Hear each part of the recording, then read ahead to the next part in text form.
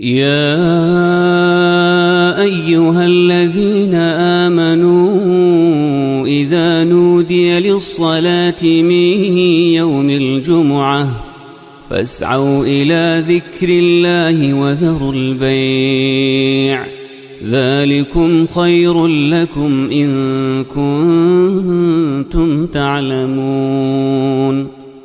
الحمد لله رب العالمين، والصلاة والسلام على سيدنا وحبيبنا محمد وعلى آله وأصحابه أجمعين. ئیمانداران و خواناسانی زۆر بەڕێز، کاتێک ئینسان دەچێتە خزمەت قورئانی پڕبەرەکەت و بەخشش، ئەو قورئانە پڕبەرەکەتە کاتێک کە باسی خۆشیەکانی بەهەشتمان بۆ دەکا. ئینسان هەز بە ئاسوودەیی دڵ و دەروون دەکا، لە خەمەکانی دنیا ڕزگارت دەبێ. کاتێک کە باسی خۆشیەکانی بەهەشت دەخوێنینەوە لە قورئاندا، ئەوەندە گرفتاری ئەم ژیانە کاتیە دنیایە نابین. ئینسان ئەوەندە دڵوەست بەستە نابێ بە ژیانی دنیایە کە هەر کۆتایی پێدێت چەندە تەمەنیشت درێژ بێ، و ڕەشبین نابێ بەرامبەر بە نەهامەتیەکانی ژیان و ناڕەحەتیەکانی ژیان. قورئان کاتێک کە باسی خۆشیەکانی بەهەشتمان بۆ دەکا، پێمان ناڵێت تۆی موسڵمان واز لە دنیا بێنە، پێمان ناڵێ خۆشیەکانی دنیا دنەوێ.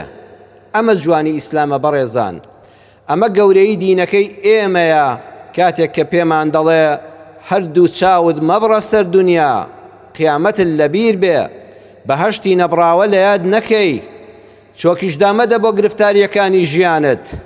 ئەم دنیاە هەرچیەک بێت تێدەپەڕێ، تۆ ئەهلی تەوحید و لا ئیلاهە ئیلا الله محەممەد ڕەسوول الله، تۆ بەهەشتی خوات بۆ هەیە. ئەگەر ناڕەحەتیەکانی ژیان بەشێک لە خۆشیەکانیان لەدەستداوی، خۆشی نەبراوەی بەهەشتت بۆ هەیە تۆ لە قیامەتە.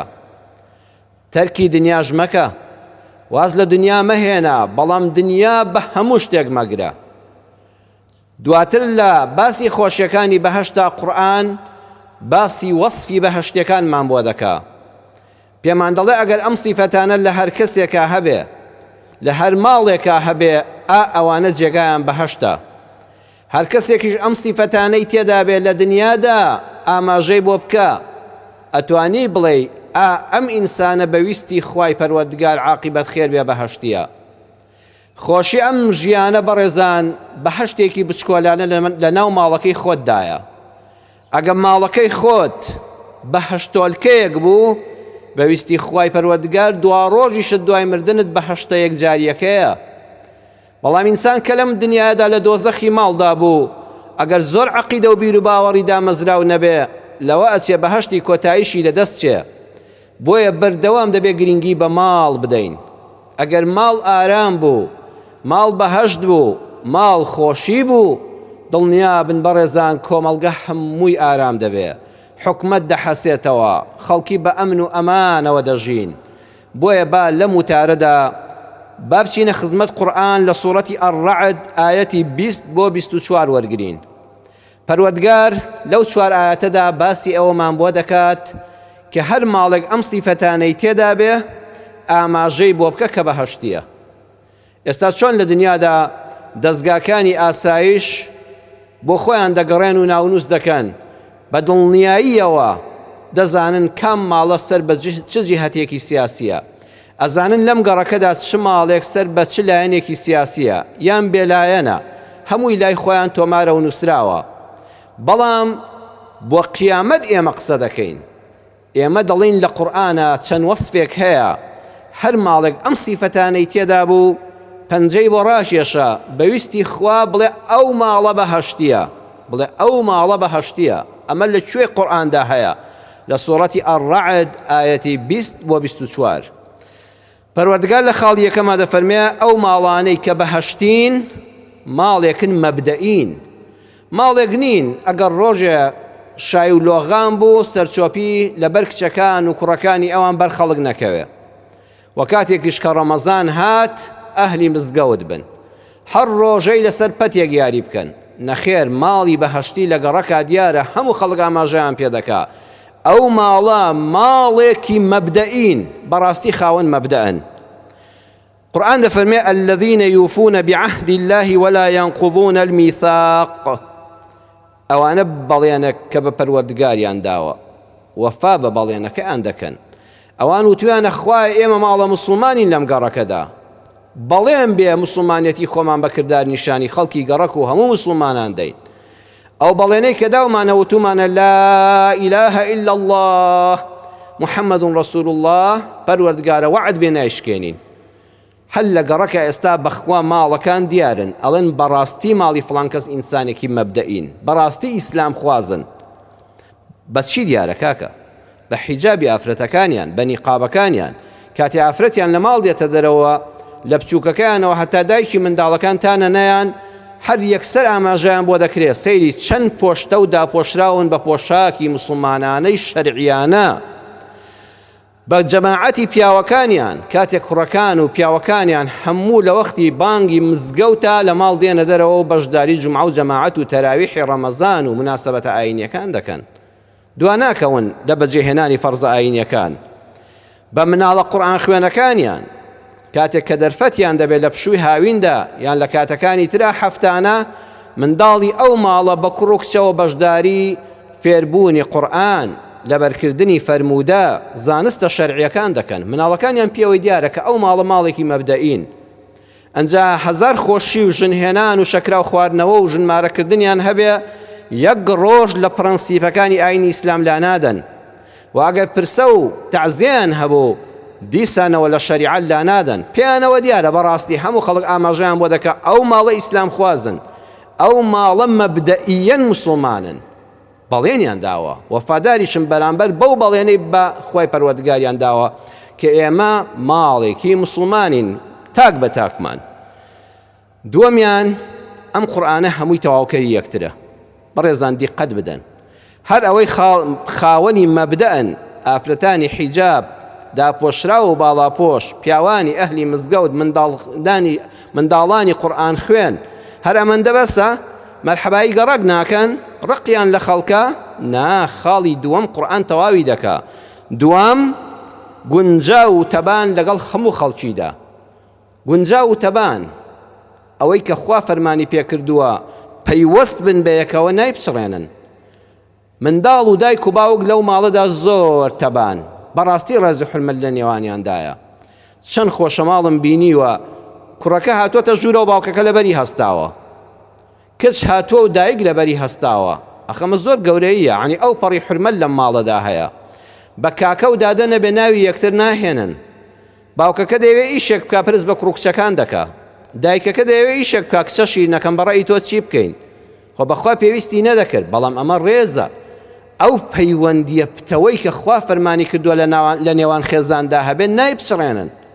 بەخوا حرمەتێکی خۆشە لە بینی باوک و ئەولادا، لە بینی دایک و ئەولادا، لە بینی دایک و کچە. ئەم ماڵە پەیوەندی خێزانیان زۆر بەهێزە بەیەکەوە. دواتر لەگەڵ خزمەکانیاندا بەخوا پەیوەندی خزمەتیان نەپچڕاندووە. نە ئەوەندە سەردان دەکەن خەڵکی بێزارکەن، نەتەرکی هەموو عەلاقەیەکیشیان کردووە. لە شوێنی پێویستە لەگەڵ خزمەکانیاندا پەیوەندیان هەیە، لەگەڵ دراوسەکانیاندا زۆر گونجاون. ئەم ماڵەی کە بەهەشتیە پەیوەندی لەگەڵ دراوسەکەیدا زۆر گونجاوە. بەخوا ئەوەندە لێ ئەمینە کاتێک کلیلی ماڵەکەی بچێ بۆ سەفەر کلیلی ماڵەکەی لابەجێ بێڵە کە لە کاتێکا ڕەنگە لە براکەی خۆی لە خوشکەکەی خۆی ئەمین نەبێ، بەڵام لەم ماڵەمە بدەیە بەهەشتەی دراوسەی ئەمینە. ئەوەندە پەیوەندیان لەگەڵ دراوسەکانیان باشە. لەگەڵ هاوپیشەکانیاندا ئەم ماڵە بەهەشتیانە ئەندامەکانیان کاتی دەچنە فەرمانگەیەکەوە بزانت چەند گونجاون لەگەڵ هەموو خەڵکیدا. نالەبار نین، بەردی خڕ نین. لەگەڵ هاوپیشەکانیاندا، لەگەڵ هاوڵاتیانی گەڕەکەکەیاندا، لەگەڵ هاونیشتیمانیانی شارەکەیاندا بەڕاستی خەڵکانێکی گونجاون. بەڕاستی ئینسانێکن پشتیان پێدەبەسترێ. خوا لەکوێ ئەمەی باس کردووە لە سوڕەتی ئەڕەعدا دەفەرمێ والذین یەصیلون ما ئەمەڕ الله به ئەن یوصل. ئەو پەیوەندیەی کە پەروەردگار فەرموویەتی دەبێت بەبەردەوامی بپارێزرێت. جا ئەمانە کوڕی ڕۆژێک و دوو ڕۆژ نین. ڕۆژە پەیوەندیەکەی باش بێت، 4 ڕۆژ دیسان لولێت لوتەلا بێ. نەخێر، یەصیلون فعلی مضارعە و بۆ ئیستیمرارێتە بەبەردەوامی گونجاون لەگەڵ خەڵکە. بەڕاستی ئینسانێکی گونجاون. بەخوا کە بوو بە ڕەفیقت خۆشحاڵی، کە بوو بە دراوسێت خانوەکەت خۆش دەوێت بە دراوسێتی ماڵی ئەو بەڕێزەوە کە بۆتە دراوسێت و ئینسانێکی مەبدەئی بەهەشتیە.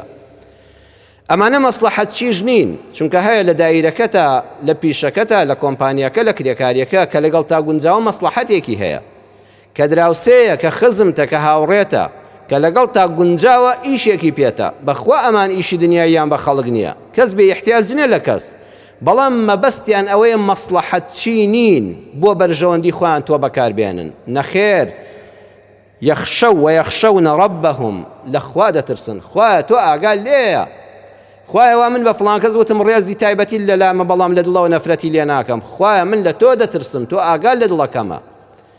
وەیەخافونە سوء الحیساب، بۆیە کەسێکی گونجاوم چونکە بڕوان بە قیامەت هەیە، بڕوان بەو ڕۆژە هەیە کە لێپرسینەوە هەیە، هاوار بە حاڵی ئەو کەسێک کە گونجاو نەبووە لە کۆمەڵگادا، کە دراوسەکانی ئازێت داوە، کە دایک و باوکی ڕەنجاندووە، کە لەگەڵ براو خوشکی ناپاک بووە، کە لەگەڵ هاوپیشەکانی خائین بووە.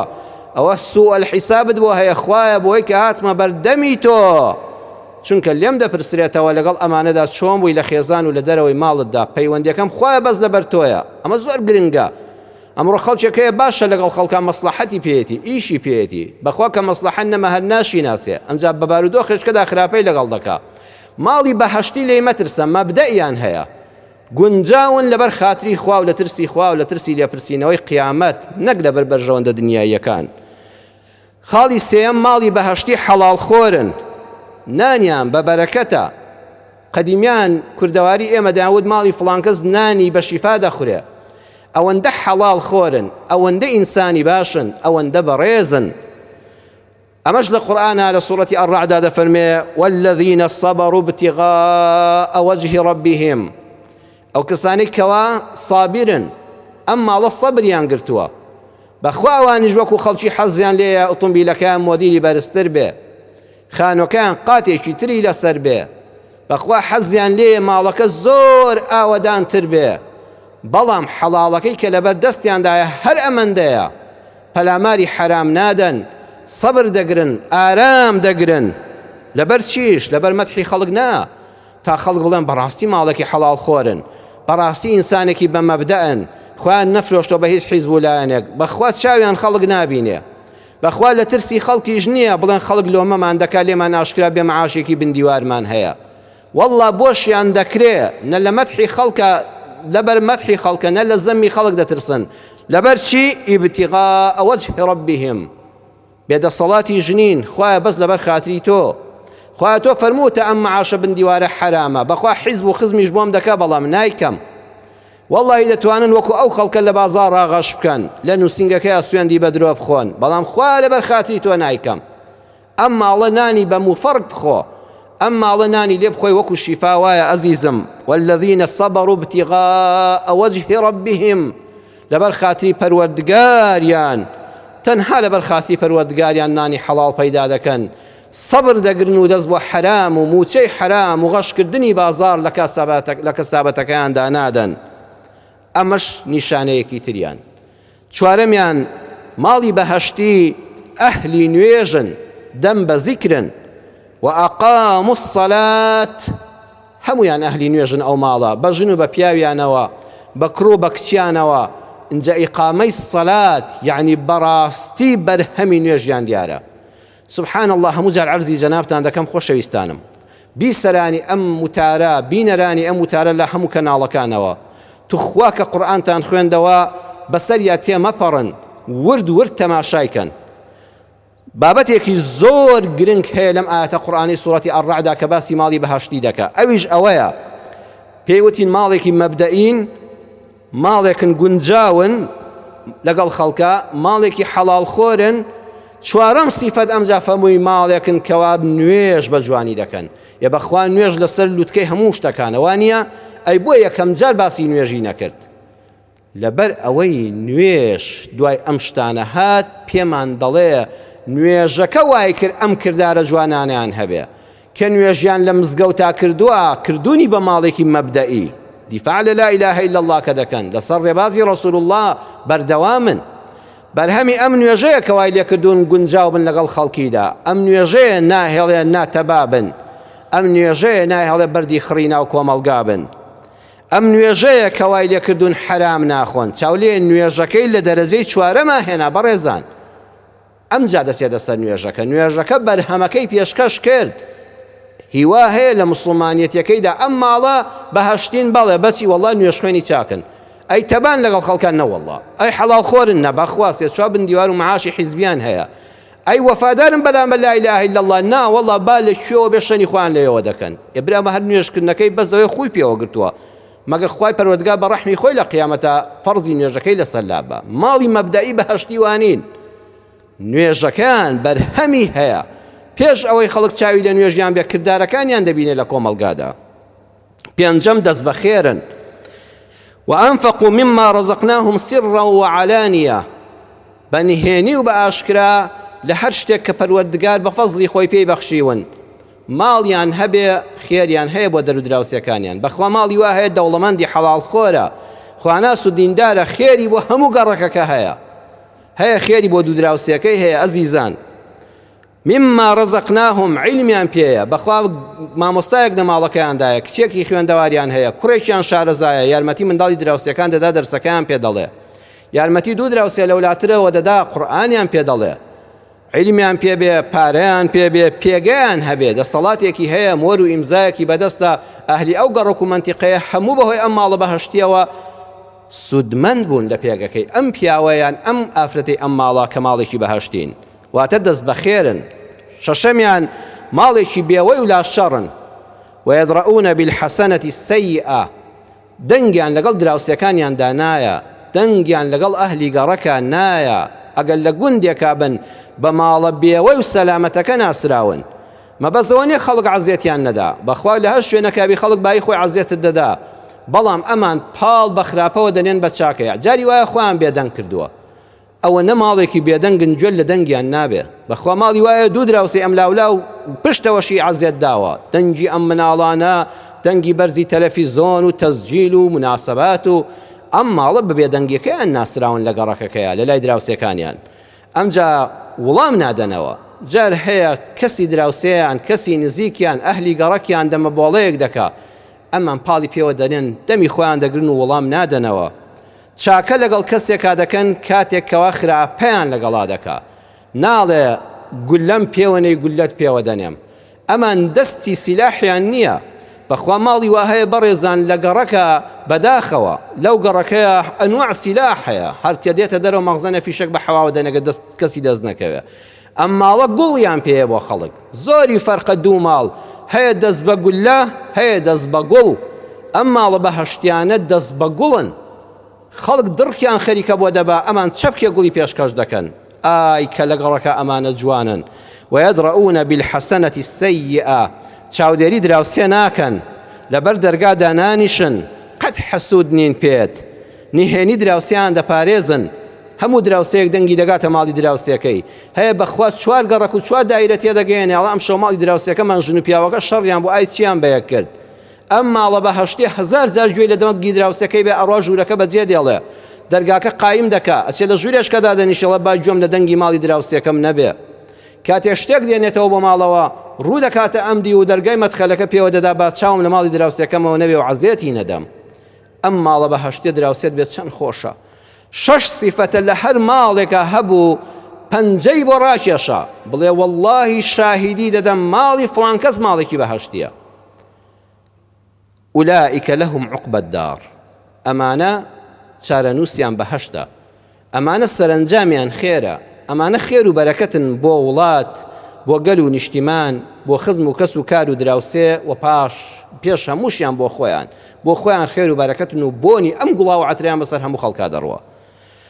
ماڵی بەهەشتی لە ناو خۆیاندا چوار سیفەتیان هەیە، هەر ماڵێک ئەم چوار سیفەتەی تێدا بوو دڵیان بە خۆیان خۆش بێ، وەڵڵاهی کە مردن ئینشاءڵڵا جێگایان بەهەشتە و لە دنیادا خەڵک سوودیان لێ دەبینێ. یەکەمیان با ماڵەکانیشیان جیابن، جاری وایە هەر کوڕە ماڵی لە شوێنێکە، هەر کچە ماڵی لە شوێنێکە، بۆ نانێکی جەماعی بەیەکەوە بە کۆمەڵ کۆ دەبنەوە، بەهارەوە بەرەو گەشتێک و سەیرانێک دەڕۆن، دەڵێن با بەیەکەوە کۆ ببینەوە بە خۆشی بە شکرانە بژێری پەروەردگار، لە ماڵی باوە گەورەیاندا لە شوێنێکا کۆ دەبنەوە، دەچنە ماڵی برا گەورەیەکیان، ماڵی خوشکە گەورەیەکیان، جارێک بۆ ماڵی خوشکە بچووکەکەیان، بۆ ماڵی برا بچووکەکەیان.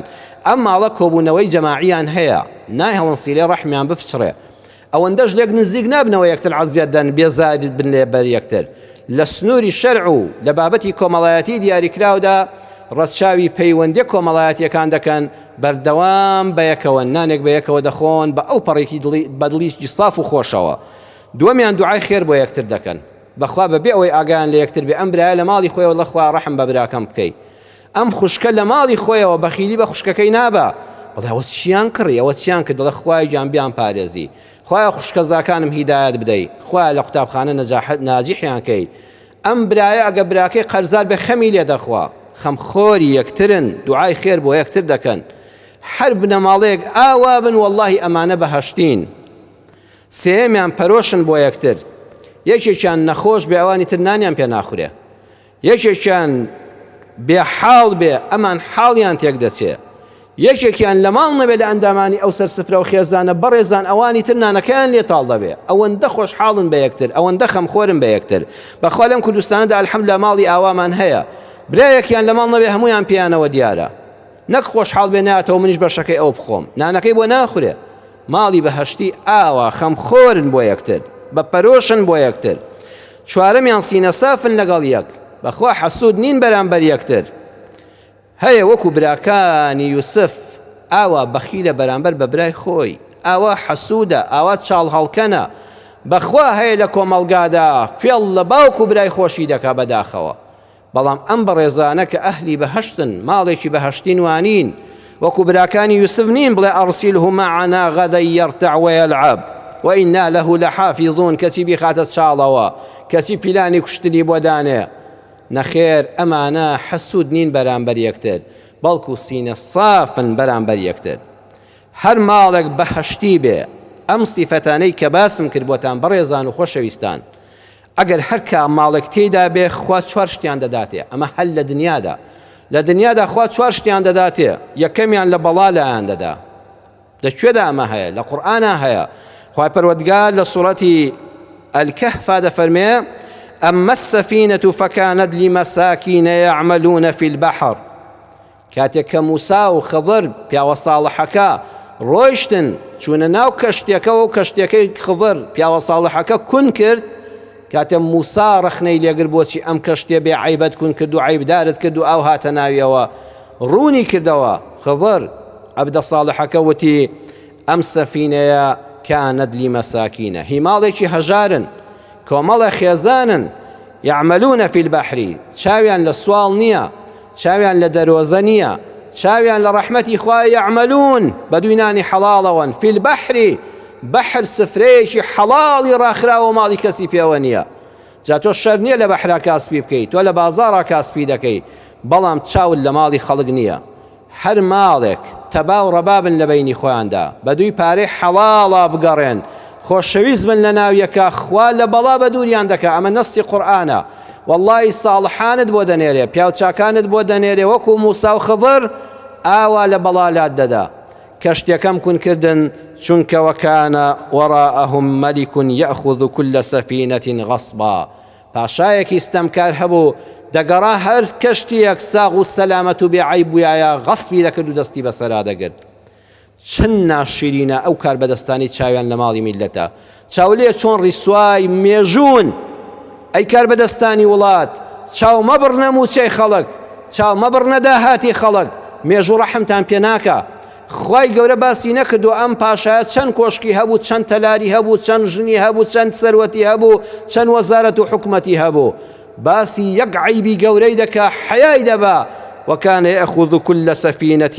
غەصبا نانی خەڵکی چاو لێ بوو چاوی لە معاشی خەڵک بوو چاوی لە گیرفانی خەڵک بوو هەڵی تەکێنێ ئەو هەموو سەروەتەی پاشا مەلیک کەچی ئەوەندە چاو چنۆک بوو چاوی بڕی بووە خاوەن کەشتیەک کە چەند دینارێکی حەڵاڵ بۆ منداڵەکەی دەباتەوە مسکین و هەژاریشن نانی ئەوانیشی لێ ببڕێ بۆی هەمووی بۆ خۆی بێنێ ئابڕووی دەبا مێژوو ئابڕووتان دەبا چاوتان لە داهاتی وڵاتەوە نەبێ چاوتان لە قوتی میلەتەوە نەبێ ئەینا قورئان دوای ئاوا باستان دەکا ئاوا دەچنە ناو زڵدانی مێژووەک و قورئانەمانی باس کرد خوا لە بەڵا لایدان کونێکی بچکۆلە کەرایە کەشتێکەوە پاش ئەوتی من بە کەڵک نایە ئەمە ئاوی داوە ئەمە هیچ ئیسفادەی لێ ناکەین وەڵڵاهی هەر ماڵێک چاویان لە کەسابەتی حەڵاڵ بێ نانی تەبایی و ڕەبایی بخۆن خوا پەکیان ناخا و لە بەڵاش دایان پارێزێ خضر و موسا دوو منداڵی هەتی و لە شوێنێکا کە خەڵکەکەی بێڕەحمن ئامادەنین دوو غەریبە بخەوێنەوە نانیان بدەنێ دیوارەکەیان بۆ چادەکەنەوە بۆ وەکانە ئەبوهما صالحا سوورەتی ئەلکەهف ئاەتی 82 چونکە باوکی ئەم منداڵانە پیاوێکی ساڵح بوو چاو لێ لەبەر خاتی باوکێکی ساڵح خوای پەروەردگار پێغەمبەرێک و عەبدێکی ساڵحی خۆی دەنێرێ دیواری خوار چاک دەکەنەوە بۆ ئەوەی خەزێنە و کوپەکەیان دەرنەکەوێ لێرەدا وردێکی قورئان هەیە عەزیزان حەز دەکەم عەرزتان کەم خەڵک وا ئەزانێ ئەو ماڵەی کە بەهەشتین ئەبێ مردبن لە برسانە کوخە خانوویەکیان هەبێ هەر ئەوەیە بەسەریانە نەڕوخێ نە بەخوا وانییە قورئان بخوێننەوە تکاتان لێ دەکەم بەس قورئان کافیە بۆ ئەوەی هەموو ڕێگاکانمان بۆ ڕۆشن کاتەوە لە هەموو شتێک لاماندا کە غەیری منهەجی دینی ئیسلامە پیاوێکە خوا شاهیدی بۆ دەدا دوای مردنی وەکانە ئەبوهما صالحا کەچی هێندە دەوڵەمەندە کەنزی هەیە یعنی چەند کوپە زێڕی شاراوەی هەیە بۆ منداڵەکانی دایناوە لەژێر دیوارەکەیە ئەگەر مردم با ڕۆژە مناڵەکان کە گەورە بوون بۆ خۆیان دەری بێننەوە دیوارەکە خەریکە دەڕوخێ و کوپەکان دەردەکەون خوا بەم پێغەمبەرە کە موسا پێغەمبەرە و عەبدی ساڵح کە خضرە ڕاستی دەکەنەوە بۆی ئەم منداڵانە سەرۆت و سامانیان پارێزراو بێت کەواتە دەکرێ تۆ ملیارلێرێک بی و خوا شاهیدیت بۆ بداوەکانە ئەبوهما صالحا ئەکرێ خەمی منداڵەکانت بێ و زۆریان بۆ بەجێ بێڵە بە دوای محتاجی دەستی خەڵک نەبن ئەم ماڵە بەهەشتیەیان نا بەڕێزان ئەم ماڵە بەهەشتیە خوا شاهیدیان بۆ دەدا کەواتە هەر ماڵێک بەهەشتی بن وەکو قورئانەکە باسی کرد واللهی دڵنیا بن خۆشەویستان خوا لە بەڵا لایان دەدا دووەمیان ڕزقیان پڕ بەرەکەت دەبێ ما من ئەهلی بەیت یتەواصلون فیحتاجون ئیمامی ابن حیبان ڕیواەتی کردووە و شێخ ئەلبانی لە صحیحی جامیعە دەفەرمێ حەدیثێکی صحیحە هەر ماڵێک دانیشتوانەکەی بەیەکەوە تەبا و خۆشەویست و پەیوەندی بەهێز بن بە پەرۆش بن بۆ یەک دڵیان پاک بێ بەرامبەر یەک دڵخۆش بن بە خۆشی یەک قەت خوا محتاجیان ناکە ڕزقێکی کەمیان هەیە خوا بەرەکەتیان بۆ تێدەخا سێم هەمیشە دڵخۆشن بەیەکەوە واللهی ئەم ماڵانی کە سیفات بەهەشتین شەو کە کۆ دەبنەوە لە ماڵەوە ئەم دنیایە چی لێدێ ئەمان خەمێکیان نییە بەیەکەوە زۆر خۆشحاڵن خەمی ئیماندارانی ئومەتی ئیسلامیان هەیە خەمی کوردستانی خۆیانیان هەیە خەمی هاوپیشەکانی خۆیانیان هەیە بەڵام الحەمدولله کاتێک کە بەیەکەوە دانیشتون واللهی زۆر دڵخۆشن هیچ کەس ناتوانێت دڵخۆشت کە خەڵک لەوانەیە لەبەر پارەکانت بەدەورتەوە بێ بەڵام عەزیزم وریا بە ئەمە کاتیە پیرەمێرد فەرموویەتی دەوڵەمەند هەرچەند خەڵکی لە دەورە بایەخی نییە سێبەری هەورە ئەوە خەڵک بە دوی پارەکانتەوەیە ئەمان لەبەر خاتری خوا یەکتریان خۆش دەوێ ئەمان خێزانی تەباکۆی کردوونەوە دایمە دڵیان خۆشە ئەوە ڕەحمەتی خوایە چوارەمیان مەلایکەت دەچێتە ئەو ماڵە و دوعایان بۆ دەکات چونکە ئاەتەکە دەفەرمێ والمەلائکەة يدخلون عليهم من كل باب سلام عليكم ئەمە ڕاستە لە بەهەشتایە باسی بەهەشت دەکا بەڵام بۆ خوایە ئەو ماڵانەی کە ئەو سیفەتە بەهەشتیانەیان تێدا یەقینتان هەبێ یەقین مەلایکەت سەلامتان لێ دەکا مەلایکەت دێ لەسەر سفرەی نانی ئێوارە و نانی بەیانی کە بەیەکەوە دانیشتون بە تەبایی دەڕۆنە دەرەوە بە تەبایی و خۆشەویستیەوە هاتون و بسمیلا دەکەن و الحەمدولله دەکەن و ڕووتان بەرامبەر یەک خۆشە و شوکری ئەڵڵا دەکەن خوا لێت بەزیاد ببوو ئەم ماڵ و حاڵ و خۆشەی کە پێت داوین مەلایکەتەکانی خوا دڵن سەلامی خواتان لێوێ مەلایکەت لە هەر ماڵێکا بێ شەیطانی لێیە بە بێگومان نەخێر کەواتە پێویستیت بەوە نییە پەنا بۆ نوشتە و بۆ سحر و بۆ بفڵان و بەخوا نەسیحرکارت لێ دەکا وەڵی نە شەیاطینی دێتە ناوتەوە نە ژنۆکە دەچێتە ناو لەشتانەوە ماڵی بەهەشتی باس مەلایکەتی خوای لێیە مەلایکەت لە هەر شوێنێک بێ شەیاطینی حەدی نییە بچێەوە شوێنەدا کاکە پشت بەمانە بەستە وەرەوە خزمەت قورئانەکە ماڵەکەت بکە بە بەهەشتی بزانە چەند سەرفرازی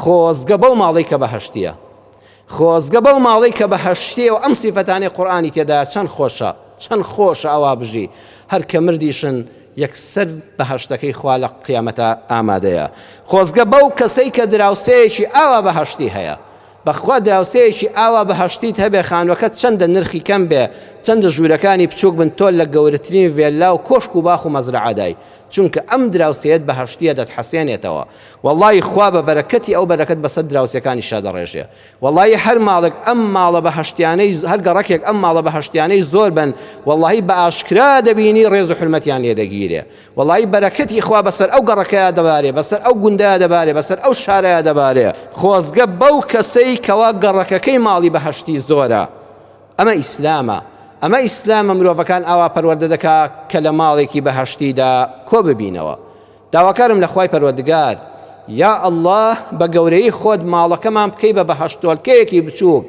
یا ڕەبی خوا لەناو یەکە لەناو ماڵە خۆشەویستمان کەی بەرامبەر یەکتر خوایە ماڵێکی مەبدەئی بین ماڵێکی گونجاو بین ماڵێکی دەست بەخێر بین ماڵێکی دەم بەخێر بین خوایە گوڵمان پێ بێ بۆ خۆمان و بۆ دراوسەکان و بۆ کەس و کارمان خوایە لە گولە و لە شەڕ ئێمەش و هەموو مسلمانان پارێزی خوایە ئەم کوردستانە پارێزی لە هەموو بەڵاو ئافەتێک لە هەموو نەخۆشی و ناخۆشیەک خوایە ئەم کوردە مسلمانە دیندارە خواناسا بچێتەوە سەر ڕەسەنایەتی خۆی مسلمانی مەبدەئی کوردی ڕاستەقینە خۆشەویست لە ناو یەکە دراوسێتی و کەسایەتی خزمایەتی بەهێز بوو خوایە بەهێز بێتەوە لە نێوانماندا خوایە خۆشەویستی کاڵ نەبێتەوە لە نێوانماندا یا ئەڵڵا بە گەورەی خۆت لێت دەپاڕێمەوە یا ئەڵڵا یا شافی ئەو کەسەی شیفای نەخۆشی تەنها بەدەستی تۆیە خوایە شیفای هەموو نەخۆشەکانمان بدەیت خوایە هەموو لەژ بە ئازارەکان شیفا بدەیت دەرزیەک دەرمانێک دکتۆرێک بکەی بە سەبەبی شیفای نەخۆشەکانمان یا ئەڵڵا ئەو کەسەی کە دڵەکان تەنها بە تۆ خۆش دەکرێن خوایە ئەو دڵانەی بەخە من خوایە خۆشحاڵیان کەی ئەوانەی نەخۆشی دەرونیان هەیە خوا شیفای دڵ و دەرونیان بۆ بنێری ئەوانەی لە گرتوخانەکاندان و بە هەر هۆکارێک چوونە زیندانەوە یا ڕەبی خوای ئیسلاحی حاڵیان بکەی هیدایەتیان بدەی لە خراپەوە بە چاکی بێنە دەرەوە کە هاتنەوە ئینسانێکی ساڵحی ناو کۆمەلگا بن ئەوانەی بە ناحەق ژیراون یا ڕەبی خوا دەرگای ڕەحمەتیان لێ بکەیتەوە ئازادیان کەی و بە کەس و کار و ماڵ و منداڵی خۆیان شادیان کەیەوە ڕەحم بە هەموو مسلمانان بکەی لەسەر تاسەری زەویدا آمین آمین والحمد لله رب العالمين يا أيها الذين آمنوا إذا نودي للصلاة من يوم الجمعة فاسعوا إلى ذكر الله وذروا البيع ذلكم خير لكم إن كنتم تعلمون